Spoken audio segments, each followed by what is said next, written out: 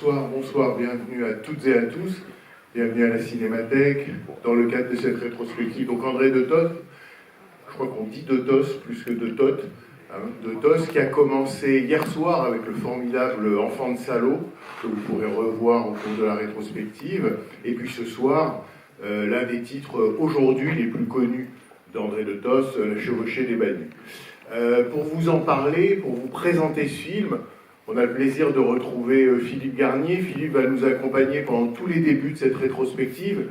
Il sera là aussi samedi pour parler d'un autre film formidable de Toth qui s'appelle Pitfall. Il en parlera avec Frédéric Bonneau et il signera après le film les quelques exemplaires qu'il reste de son livre Bon pied, bon oeil. Philippe, il est journaliste, traducteur, historien du cinéma et en particulier du cinéma américain. Et je dirais même plus grand connaisseur de la culture américaine. Pour d'autres, il a été et il reste l'une des grandes chevilles ouvrières d'une série télévisée qui nous a beaucoup apporté, qui s'appelait Cinéma. Il est aussi l'auteur de livres qui ont compté pour beaucoup d'entre nous, un livre comme Caractère, Oniswaki Malibu ou Freelance. Voilà. C'était quelques mots pour le présenter. Donc Philippe, si tu veux nous dire effectivement, nous présenter ce film-là, je disais c'est aujourd'hui l'un des films les plus connus de Toth, c'est un titre qu'on cite en premier. Mais c'était pas le cas du tout, surtout quand, par exemple, quand on l'a rencontré pour Cinéma, qui était dans les années 80, en fait, vous avez vu les deux premières images du clip, là, et c'est filmé en Oregon, les deux.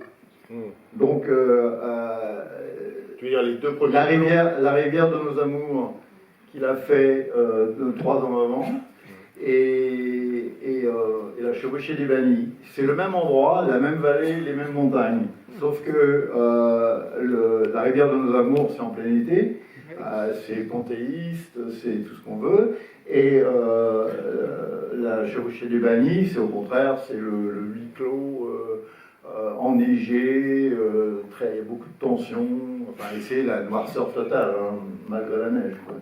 Donc, ça c'était voulu aussi, connaissez très bien la région, on ne filmait jamais en Oregon, surtout dans l'est d'Oregon, dans les montagnes. Il était basé à Bend, Oregon. Hollywood, il n'y mettait pratiquement jamais les pieds. Et donc je voulais dire, parce que aussi c'était des endroits qu'il repérait en avion, toujours. Même quand il était à la Warner, il avait un avion personnel que lui avait donné sa femme, Véronique Alec. Et donc il était tout le temps, il prenait des photos et tout ça, et il disait on va faire ça là-bas, tout ça. Donc et ça ne l'a jamais vraiment, enfin il l'a jamais vraiment arrêté, puisque même après son dernier film, le film qu'on a vu hier soir, il a continué à voler, en fait, vraiment littéralement, puisque on lui doit toutes les photos aériennes de Superman, par exemple. Donc voilà. Et, alors, La chevauchée des bannis, c'est d'abord un roman. Vous allez voir le nom du mec, Lee, je ne sais plus comment il s'appelle. Je m'excuse, mais j'ai des anti-sèches parce que j'ai des citations. Donc, voilà. Ouais, le type il s'appelle Lee Wells. Et c'est un roman un western tout à fait médiocre. Vraiment, il n'y a rien. Il y a juste l'histoire, il y a juste l'idée principale d'une bande de truands qui prennent en otage une communauté. Mais c'est tout. Ça se passe au Wyoming, pas en Oregon. Et ça a été acheté par Security Pictures, qui est la compagnie de Philippe Jordan et avec un autre type, Arlan, je ne sais plus comment il s'appelle. Et c'est une compagnie qui a produit beaucoup de films intéressants, dont plusieurs Anthony Mann, par exemple, le petit arpent du bon Dieu, un film de guerre aussi, Code 465. Et c'est vraiment intéressant. En plus, il y avait une espèce de dynamique dans la compagnie, parce qu'il y avait Philippe Jordan, lui, qui était totalement apolitique, et il n'aimait que l'argent, et l'autre, il était au contraire de gauche et tout ça. Alors bon, Philippe Jordan, vous connaissez peut-être le nom au moins, et sa réputation. Il avait la réputation d'employer beaucoup de scénaristes pour faire torcher les scénarios à sa place, ce qui effectivement est arrivé beaucoup. Mais à cause de cette situation, on a fini par croire qu'il n'avait jamais rien écrit. Alors De Tos, lui, quand on lui demandait, alors, en public, il disait ah oui, non, il écrivait son nom au dos des chèques. Mais c'est tout. Mais en privé, il déclarait, ça c'était assez intéressant,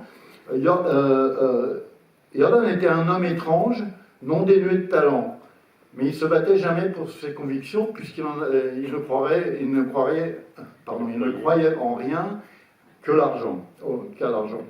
Donc, en fait, mes recherches prouvent que De Tos avait raison et pas raison, parce que quand ils ont acheté le roman, donc un an avant, Jordan a fait un scénario, une adaptation, qui est absolument étonnante.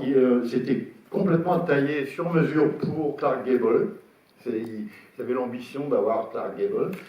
Et alors, c'est plus du tout une communauté séquestrée ou quoi que ce soit. Ça se passe sur un bateau, sur le Rio Grande, à 2700 km de l'Oregon.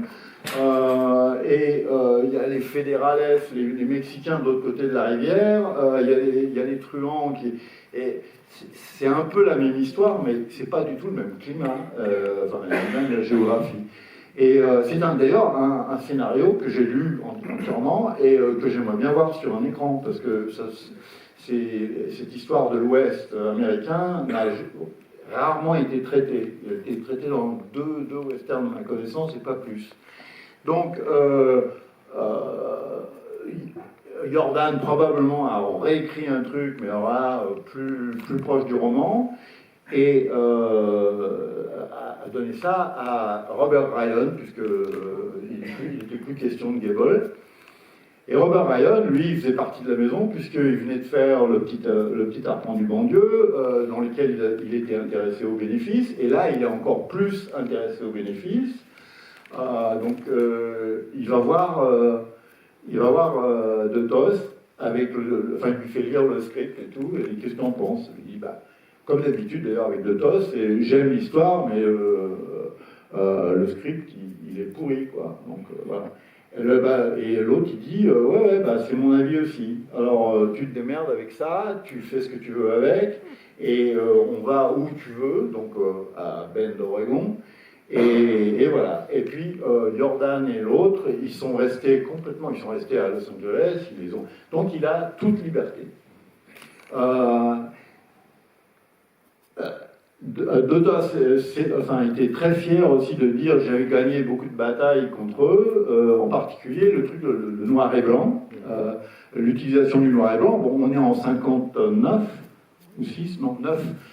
Donc, faire un western en noir et blanc, c'est plus du tout viable. Et lui, il se bat pour ça, parce qu'il dit, voilà, c'est un huis clos, c'est un film dur, etc.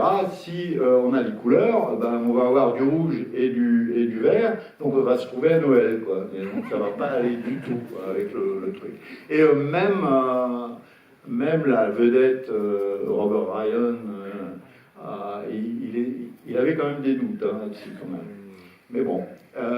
Et évidemment, quand on voit le film, et surtout la photo de Russell Harlan dans la neige, alors les scènes finales de la neige ont été tournées carrément même avant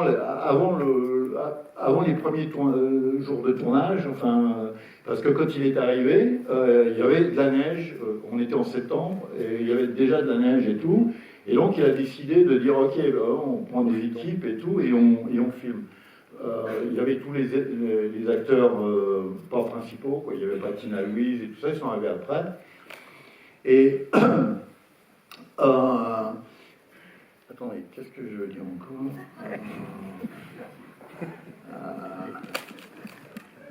Ah oui, alors, c'est un film qui commence vraiment, mais alors de manière plan-plan, avec une histoire d'éleveurs contre les fermiers, donc fil barbelé, enfin on a vu ça 28 000 fois.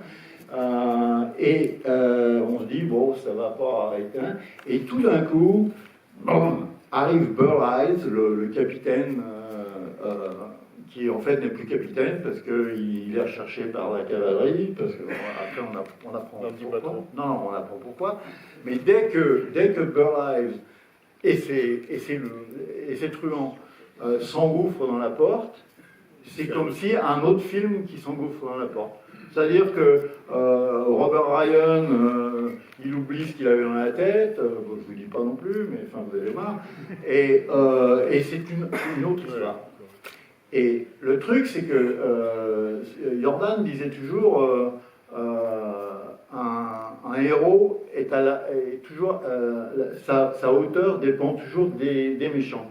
C'est-à-dire si les méchants sont pas lichons et tout ça, c'est pas intéressant. Le méchant, il a plus rien, enfin il n'a pas la grandeur du truc. Si vous écrivez des méchants comme par exemple dans les films de Buttiker avec si vous écrivez des méchants qui sont vraiment, qui existent vraiment, qui sont originaux et tout ça, votre héros, il est tout d'un coup grandi. Et là, le personnage de Burl Ives, c'est vraiment formidable parce que tout comme Ryan est un homme divisé à cause de ses désirs et à cause de ce qu'il veut faire et tout, Ives aussi. C'est-à-dire, il est là. Alors, les truands, eux, ils veulent évidemment violenter les femmes, enfin, faire tout ça. Et l'autre, il se souvient quand même de ce qu'il a fait et pour laquelle il est dans la merde, un peu. Et donc, il retient tout. Ce qui donne une espèce de tension à la fois sexuelle. Il y a une scène de bande absolument inoubliable et très fameuse. Et donc une tension comme ça, et aussi psychologique, enfin. Et voilà. Psychologique qui ne passe jamais par des explications psychologiques, qui passe par les situations, les comportements. De Tos disait toujours, enfin, le secret de son cinéma à lui, c'était que c'était le dosage, le dosage dialogue-image, voilà, toujours. Il fallait jamais qu'il y en ait un qui prenne le pas sur l'autre. Et il y a aussi un autre truc, c'est que j'ai toujours dit que, alors c'est assez bizarre comme déclaration, parce que j'ai toujours dit que la chevauchée de Vanille est placée sous le signe de Rio Bravo. Alors Rio Bravo, c'est tourné à Tucson, etc. Et en fait, c'est le même directeur de photographie, Russell Harlan, qui était le mec qui a fait beaucoup de choses pour Hawks, dont La Rivière Rouge et tout ça. Et donc, il y a ça, il y a... on est dans les années 50, donc il faut des teenage, des idoles des jeunes. On met des idoles des jeunes dans tous les westerns. Rio Bravo, c'est Ricky Nelson. Et ben là, c'est son frère, David Nelson, qui est là. Bon, il chantait pas, hein, lui, enfin bon. Et en fait, encore l'idole des jeunes, c'était la jeune fille qui s'appelait Venetia Stevenson, qui était la fille de Stevenson, le metteur en scène, qui, elle, était sur toutes les couvertures de magazines pour jeunes et tout ça. Et c'est elle qui causait un peu l'émoi. Enfin bon, quand Ricky Nelson est venu rendre visite sur le tournage à son frère, alors là, c'était l'émeute à Bend, Oregon. On doit s'emmerder assez dur quand même à Bend, Oregon. Donc vraiment, là, c'était l'événement total. Et dernière chose, vous allez voir, c'est un film austère, c'est un film dur. Et United Artists qui distribuait qu'est-ce qu'ils avaient pour vendre le film, quoi. alors qu'ils avaient Tina Louise qui était encore une fois dans le petit arbre à un coin du bon Dieu, et qui était l'attraction principale, enfin, parce qu'elle était tout le temps dénudée et tout ça. En bon hongrois bien pervers, de Tos, il la montre que sous des houppes et des jupes longues et tout. On la voit pas pratiquement, hein, je veux dire. Même quand Ryan lui fait du gringue et tout, elle est toute habillée et tout. Enfin, et il y a eu une scène de viol dans la neige qui a été tournée, j'ai vu les photos et tout ça, et il l'a coupé au montage. Donc il n'y avait rien pour se mettre sous la dent. Donc ils ont fait une campagne sur les affiches et tout. Vous voyez Tina Louise avec un flingue, elle est en corset et guêpière. C'est exactement le corset et guêpière de Angie Dickinson qui jouait Feathers dans Rio Bravo. Et c'est la publicité mensongère, mais absolue. Les mecs qui ne mouftaient pas, enfin ils allaient voir le film quand même.